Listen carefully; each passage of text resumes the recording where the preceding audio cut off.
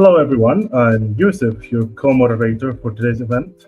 I will make sure all your questions are answered for today and help everyone get the most out of our webinar. Let's start with a question from the chat by EPZM. Using the African context with specific focus to those in underserved areas who are not always easily exposed to mentors or mentorship, what solutions would you suggest in order for them to actually maximize mentorship benefits? That is a question for you, Darnielle. Please come on stage.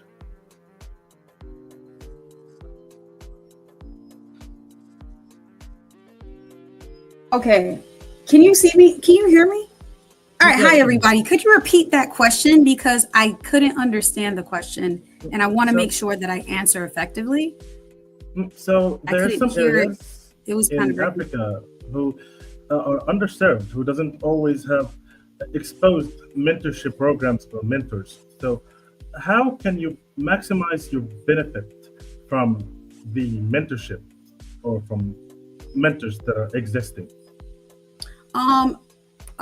Thank you, first of all, for asking me the question. And basically, it's anybody in your community that you pretty much look up to, that you can feel that you can glean from or get information from. Mentorship doesn't have to be traditional, where you actually go into whether a setting or pay for somebody to do that in like a long form or term. Let's say they usually have professional career sets up. And I believe that they've set up things here at, they've set up things here as well at ADollarclass to be able to do that as well. But a lot of times the mentors just in your community, those you look up to and who you admire, you'll be surprised how much you can learn from them by being around them, or even just being in the atmosphere of them. And then how you can informally or formally be a part of what they're doing. There's also people who are on YouTube who you can learn from afar, that you can glean from in what it is that they're saying. And if you have any career of interest or things that you're interested in, they're giving a lot of great input and advice in areas of how to be confident. But the most important thing is to just be yourself, and understanding that even though you're learning this information from others to how to be a better individual, you yourself is an amazing individual and be able to learn that from others.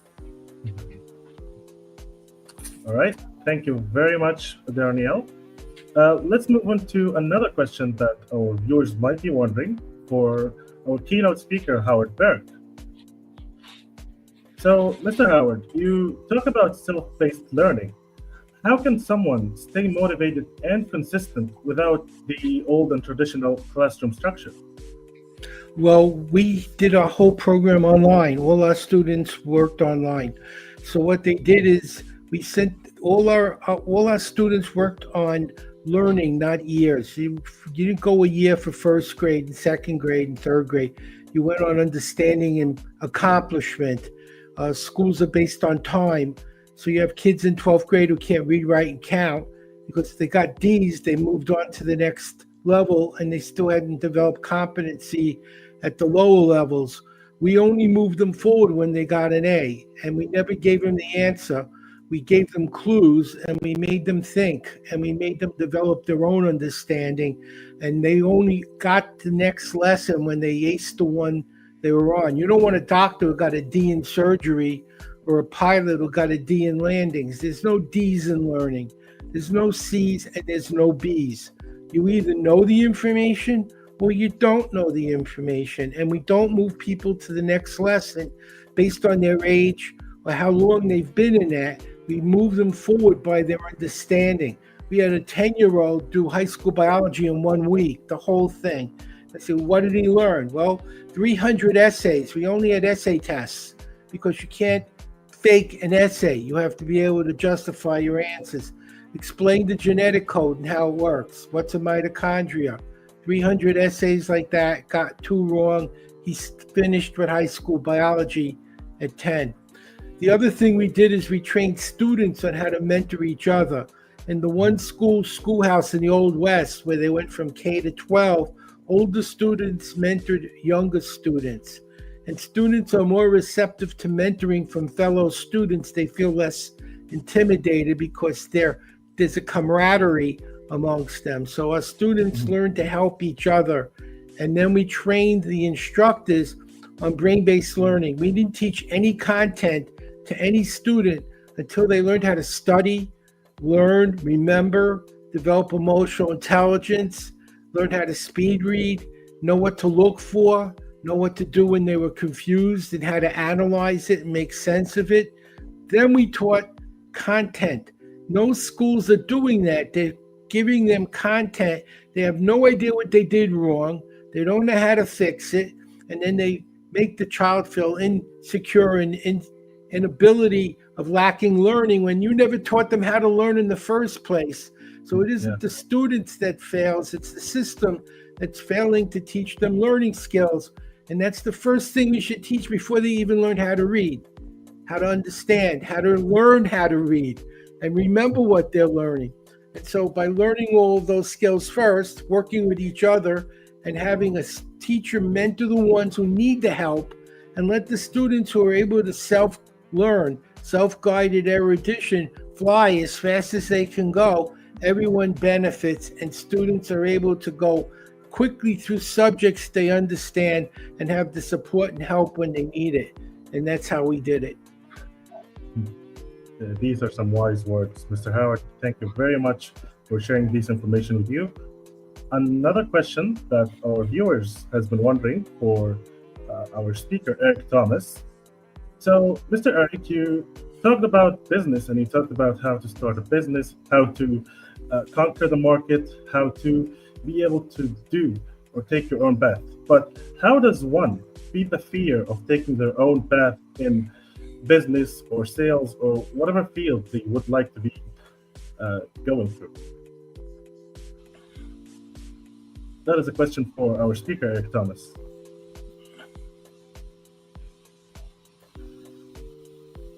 Can you repeat that again? I'm not sure he's here. So the question is, how does one beat the fear of taking their own path in business or sales or the career they're willing to pursue? You said how was that is not clear. Can you make it clear from the beginning, please? Yeah, for Eric Thomas. Yeah. Every Thomas is not here, so I just want to respond to that for the sake of our audience. So can you repeat that again, please? Okay, so how does someone beat the fear of taking their own path in business or sales or the career they are trying to pursue? All right, so I just want to respond. Eric was supposed to be here. I think he had some difficulties. So regarding the question for our audience, fear is inevitable, so it comes even in business. I don't think in business is more, there's a lot of risk because there's a lot of uncertainty, recessions, many things happening. So for someone who want to go into business, for that our audience who is asking that question, so you have to know that be in business, fear is part of it. So you have to take it upon yourself that, okay, this is what I'm doing.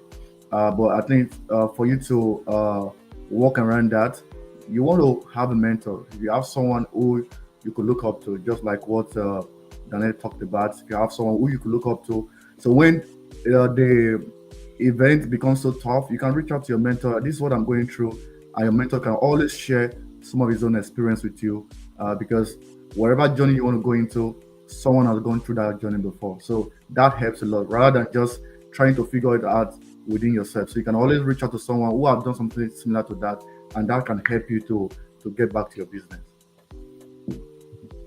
All right, thank you so much, Mr. Osaretin, for this information.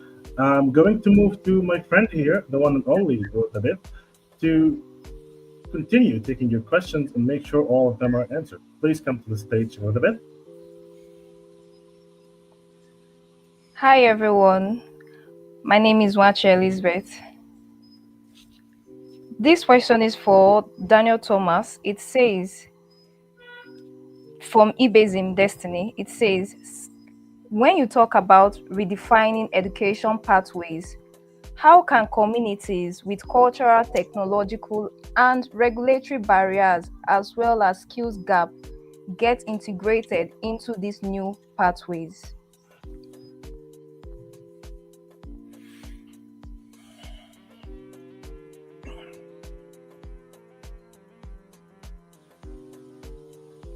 Redefining what it is for education is, especially when it comes to applying technology into what's happening now, is just being informed.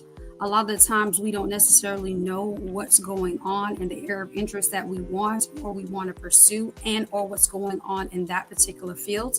And it's very important that we educate ourselves so that we can integrate what is necessarily from the perspective of what we know, from what is actually happening to what is growing and to what's happening, especially in education, especially with AI. I believe someone spoke about that a little bit briefly, as well as is bridging gaps to the pathways of things we might have had to do a little bit harder or a little bit more challenging, and allowing us to know it in a different way that opens a door within our brains to be able to know how to bridge those gaps together.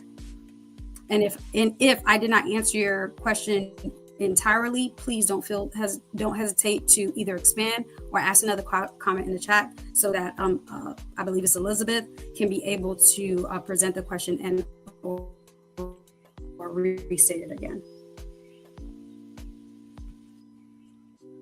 Thank you so much, Thomas. The next question, it's for Amy Wamsley. It says, did swimming become an effective tool for being able to implement life lessons you learned from those experiences?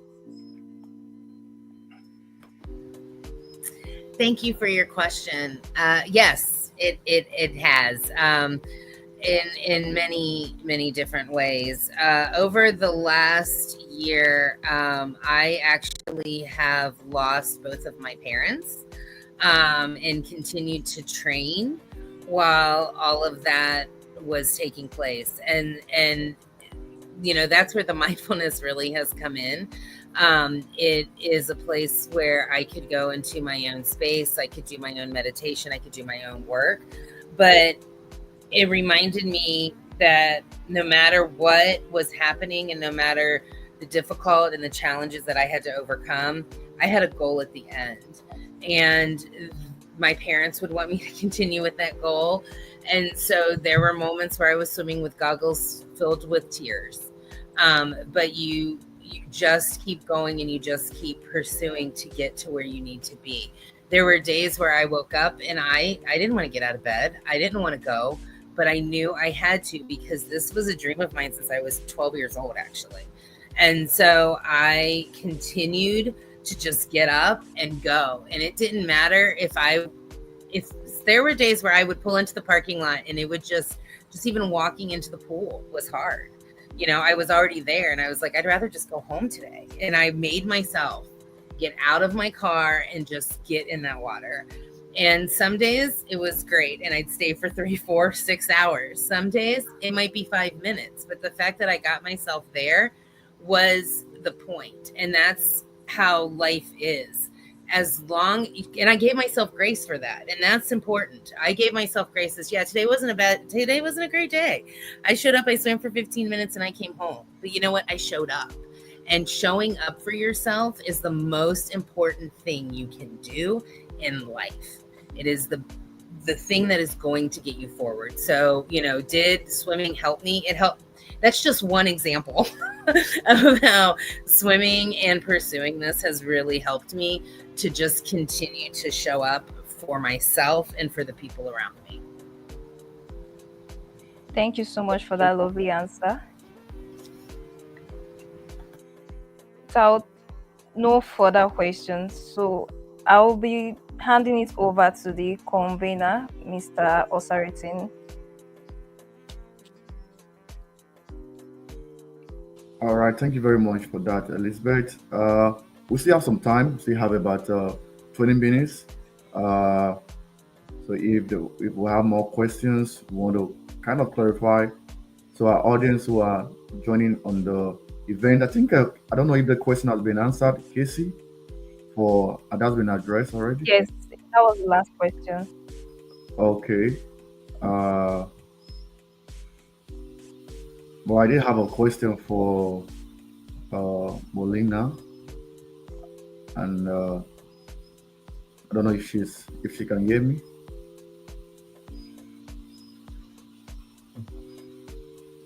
Are you there, Molina? Okay.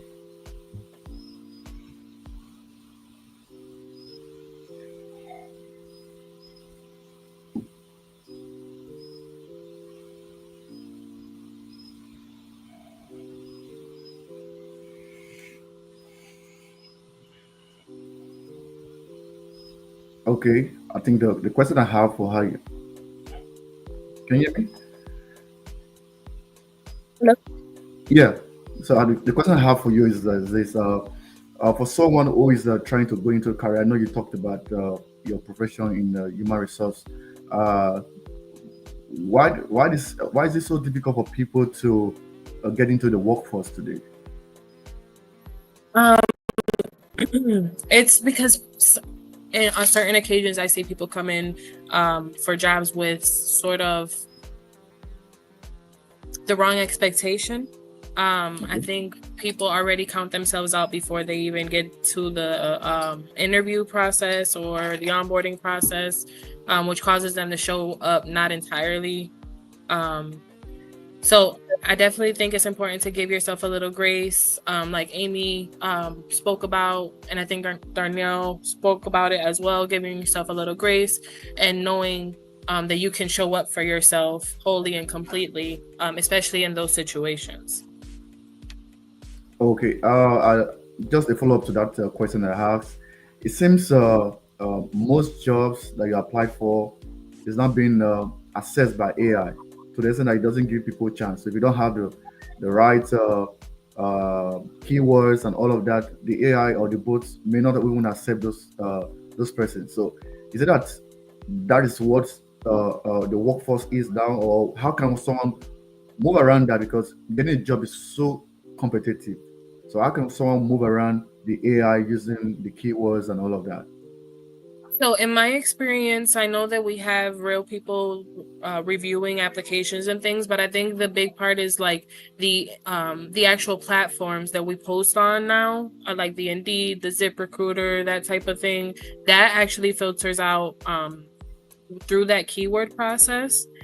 My suggestion to like go around that would probably be always keep your resume up to date, especially in the career field that you want to go in.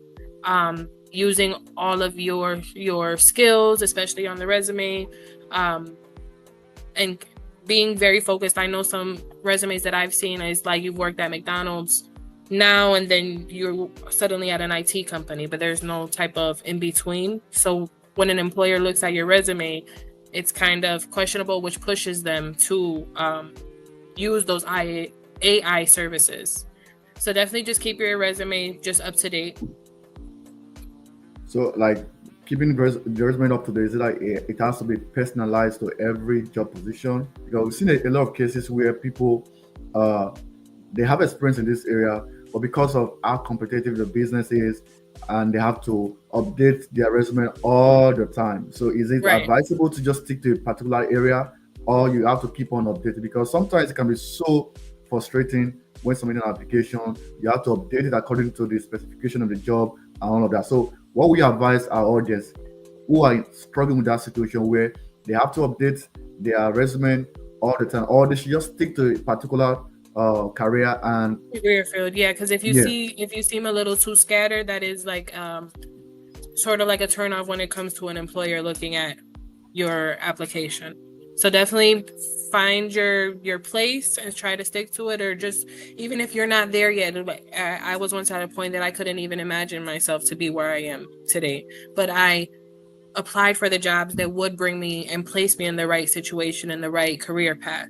So definitely continue to grow yourself in the career path that you want to take, and keep your resume to reflect that. Keep a reflection of that on your resume. All right, thank you very much for that. Elizabeth, over to you.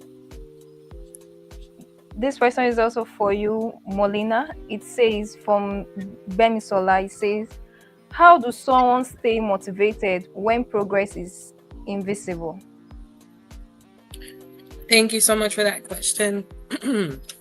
This is something that I speak a lot about in my book. Being in multiple situations where you feel like the steps that you take are not even doing a change. I would definitely say maybe keep a list to yourself or celebrate the small wins that you have. Sometimes that's getting up and sending an email. Sometimes that's making a call or making that first step towards what you want to do. And even if that was that one step, you have to celebrate that as if it was one of the most gigantic steps you could have taken. Once you have that mindset of no matter what I do, even if I take that step, it's still a step in the right direction, I feel like your progress becomes visible not only to you, but to everyone around you. And I hope that answered that question. Okay, one more question. This goes to Darnielle Thomas. It's from Ibezim Destiny. It says, "Thank you for your answer with regard to AI emergence in education, but the cultural nuances was not answered."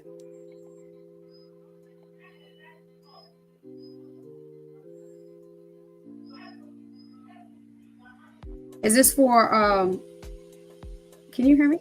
Can everybody hear me? Can everybody hear me? I can hear you.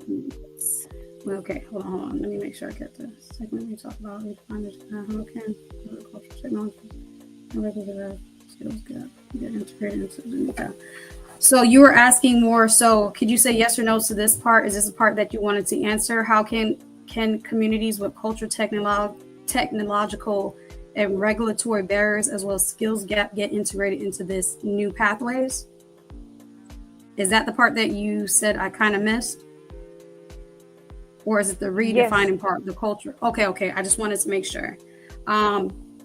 With that, to be honest, I think it's always a work in progress in that regards, because depending on where you are located and what the barriers are will determine what can be done.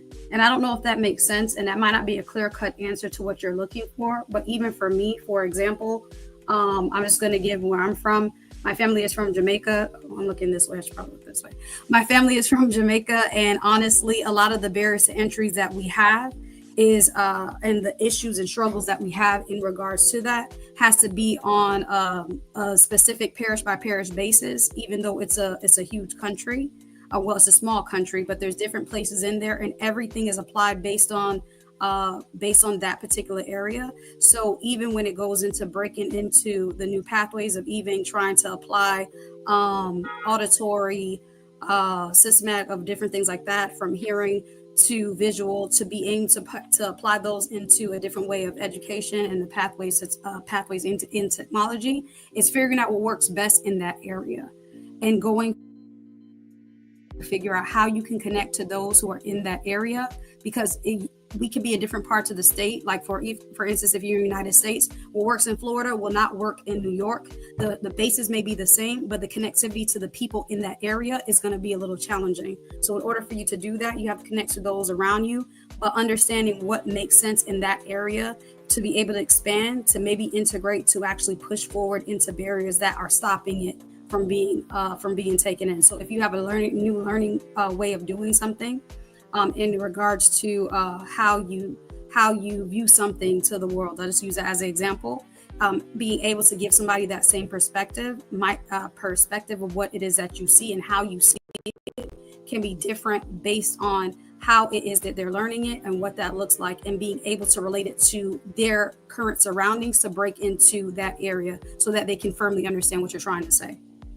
And Destiny, please let me know if that answered it or you needed more clarification.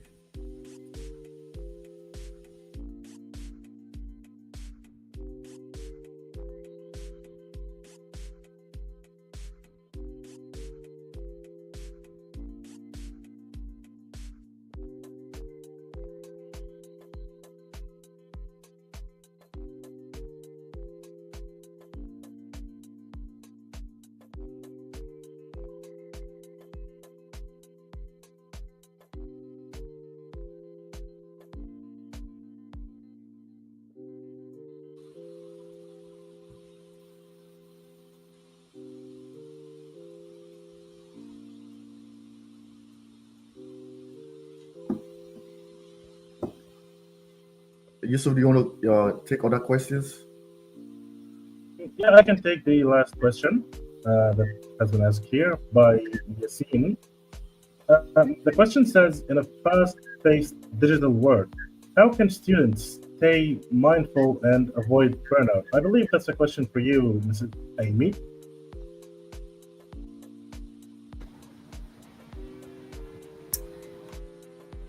There I am. Okay. In a fast-paced digital world, how can students stay mindful and avoid burnout? Put down your phone. I mean, I'm not trying to be funny, but I mean, that's what it is. Unplug. Go for a swim. Stick your head in the water. Go for a walk. Go out in nature. You know. Sorry, somebody's. Whatever that is, I can hear myself, but that's really the way to do it. You can't, you need to focus, right? They're good. You know, there's so much going on in the world today. There's so much information coming at you incredibly fast. There was a book I read once, and it was called Thank You for Being Late. And it was literally about someone who was getting ready to go into a meeting, and how those moments of when you're waiting for your next meeting, when you're doing things, when you're in the shower, you know, these are moments when you can connect back to yourself, and when sometimes you have your greatest ideas, because you don't have those outside interferences. You're not worried about what's going on. Today's digital world is fast paced. When new products come out, it actually can take the human brain 5 years to really learn every single nuance about that technology. But as we all know, something new is coming out within 6 months. So they're throwing things at us to the point where we're never going to know everything. Your brain's not. And so you have to acknowledge, I'm never going to know everything, you know, and being happy and content in the world in which you're in, but knowing what you need to know is important. So blocking out that noise, you know, focusing on what's important and moving forward, and then simply unplugging, making sure you get the sleep you need. It's all very important to take care of you mentally. I hope that helped. That helped. Thank you very much for this, Amy. Let's see if there's any other questions.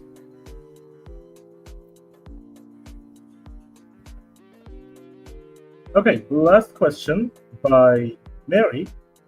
How can someone accelerate her learning with ADHD? That is for you, Howard. Yeah. Okay. The ADHD is not an issue. Most of them are exceptionally intelligent, but they need to have a lot of stimulation. The approach we had is first we teach them how to know what to look for, so they aren't wasting time learning things that are a waste of time. Then we taught them how to read 2 to 4 times faster, so they were able to find what they needed quicker. Then we taught them how to study and analyze what they found to make sense of it. Then we taught them how to remember and recall the information when they needed to use it. And then we taught them how to get in the right state. And that's the key area. I think some of the things I've been hearing is people do not need jobs. You should be building your own business. There is no more job security. The only job security you'll have is between your ears, your ability to learn. When you could read 2 to 4 times faster, had an 84-year-old read 3 books in 3 hours and retain it. So you get 10 books on a subject that you want to do. The question is, ask the right questions. Your brain gives you the answer to the question you ask. If you say, why am I a loser? You'll find out why you're a loser. If you ask, how can I be successful? It'll tell you how to be successful. Ask it what would be the best type of field for you to be in. And then when you get the answer, get 10 books by 10 people doing what you dream of doing, who are doing it successfully, and follow the pattern they're using and replicate it. And you should get the same results if you're doing what other people are doing, then make it work. And then you'll have the success you're looking for. My grandson at 18 started a power washing company, was getting $5,000 on a weekend at 18. If an 18-year-old can make $5,000 on a weekend, and my students made $93,000 in a year raising money for Down syndrome, there is no reason why an adult with average intelligence isn't be able to match those performances by learning the secrets of learning and asking the right questions. And the single best question you could ask is, what's the next best thing I can do now? And when you ask that question, your brain looks at where you are and it looks at where you want to be instead and starts building the bridge. And then you get the books and the data that'll help you build that bridge and fulfill your dreams. People need to stop looking for other people to make them successful. The only thing businesses do is make money at your expense. Whatever it is they pay you, they're making more money than they're paying you. And so you're never going to make the value of your work. They give you $100,000, you made $300,000. They give you $40,000, you made $100,000. A company that doesn't make more money than what they're paying you goes out of business. So it's time for you to start thinking about how can you do this on your own, run your own companies, be your own boss, and it's not that hard. Look at people doing it. They're no smarter than you are. The only thing they did differently, they asked better questions and they found the answers. And it comes from learning and understanding. And you don't have to worry about fear. When you know how to control your mind, when you know how to control your thoughts, you realize that all the problems you created were created by the wrong thinking. And all the problems that you want will go away because of right thinking. You can't be afraid or depressed when you're thinking about how happy and successful you are and how positively you are moving in the right direction. It's about state of mind and controlling the state of mind by asking the right questions and focusing on the state you want to create instead of on the state you're trying to run away from.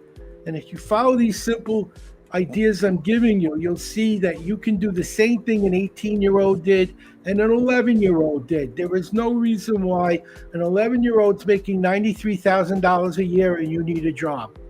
Start thinking about what you can do to take over your own life and what you need to know to accomplish it, and you can do that. Try my book. It's free. HowEbook.fun. It'll get you started. There's no charge, and I hope that this helped you to move in the direction you need. We live in a time of entrepreneurship. AI is going to get rid of 30% of all white-collar jobs in the next 10 years. So if you're studying to be a reporter or a whole lot of other things, you're wasting your time because those jobs are going to disappear. The only people who are going to be successful in the future are people who can do it on their own and learn how to think and learn and perform at the level they're capable of instead of waiting for someone else to make it work for them. That's the solution, learning. Thank you very much, Mr. Howard. These are some great advice for anyone here in this generation, and I hope everyone follows them.